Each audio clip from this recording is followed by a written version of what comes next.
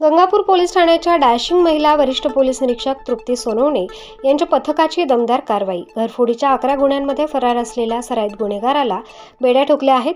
या गुन्ह्यातील 1 वर्षापासून फरार असलेला रेकॉर्डवरील आरोपी विकास उर्फ विक्की सुधाकर पटेकर, राहणार संत कबीरनगर, भोसला शाळेच्या मागे गंगापूर रोड, याच्यावर गुन्हा दाखल झाल्यापासून मागील 1 वर्षापासून फरार होता। सदर आरोपीचा शोध घेण्याबाबत पोलीस आयुक्त संदीप कर्णिक यांच्या मार्गदर्शनाखाली वेळोवेळी सूचित करण्यात आले होते। त्या अनुषंगाने वरिष्ठ पोलीस निरीक्षक तृप्ती सोनवणे, गंगापूर पोलीस स्टेशन नाशिक शहर यांनी सदर गुन्ह्यातील फरार आरोपीचा शोध घेण्याबाबत गुन्हे शोध पथकास सूचना दिल्या होत्या। त्यानुसार सदर आरोपीचा शोध घेत असताना 29 जानेवारी रोजी गुन्हे शोध पथकाचे रवींद्र मोहिते यांना गोपनीय माहिती मिळाली। आरोपी विकास उर्फ विक्की सुधाकर पटेकर हा आनंदवल्ली बस स्टॉप येथे येणार असल्याची माहिती मिळताच रवींद्र मोहिते यांनी वरिष्ठ पोलीस निरीक्षक तृप्ती सोनवणे यांना सांगितल्यानंतर त्यांच्या मार्गदर्शनाखाली रात्र गस्तीचे अधिकारी पोलीस उपनिरीक्षक संजय बिसे, रवींद्र मोहिते, मच्छिंद्र वागचौरे आदी यांनी आनंदवल्ली बस स्टॉप परिसरात सापळा रचून आरोपी विकास उर्फ विक्की सुधाकर पटेकर या शिताफीने पकडून ताब्यात घेऊन त्याचे नाव, गाव, पत्ता विचारले असता त्याने गुन्ह्याची कबुली देत तब्बल 12 लाखांचा मुद्देमाल जप्त करण्यात आलाय। यात घरफोडीमध्ये असलेल्या आरोपींचा शोध गंगापूर पोलीस स्टेशन करत आहे।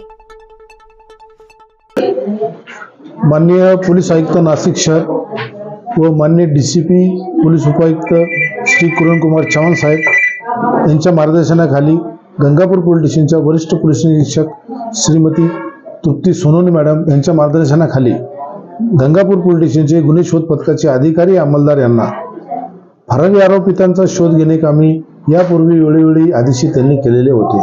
त्याप्रमाणे दिनांक 29/1/24 रोजी रात्री पोलीस अंमलदार मोहिते यांना गुप्त बातमीदारामार्फत माहिती मिळाली की संत कबीरनगर या झोपडपट्टीमध्ये फरारी आरोपी विकी उर्फ विकास सुधाकर पाटेकर हे संशयितरित्या हालचाल करत आहे व आलेला आहे। त्या अनुषंगाने गुन्हे शोध पथकाचे अधिकारी व अंमलदार यांनी योग्य तो सापळा रचून त्यास ताब्यात घेतले।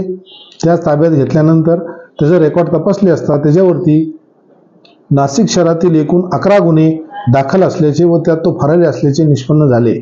त्यांनी व त्याचा जोडीदार शंकर कापसे व अफजल सय्यद जो फरार आहे असे त्यांच्यावरती त्यांनी जवळजवळ साधारणतः 12 लाखाची सोने चांदीची घरफोड्याचा उकल त्यांनी दिलेला आहे। हा 11 गुन्ह्यांमध्ये फरार आहे। त्यास गंगापूर पोलीस स्टेशनच्या 1/2023 या गुन्ह्यात घरफोडीच्या गुन्ह्यात त्यास अटक करण्यात आली आहे। त्यास कोर्टात आज दाखल करण्यात आलेले आहे।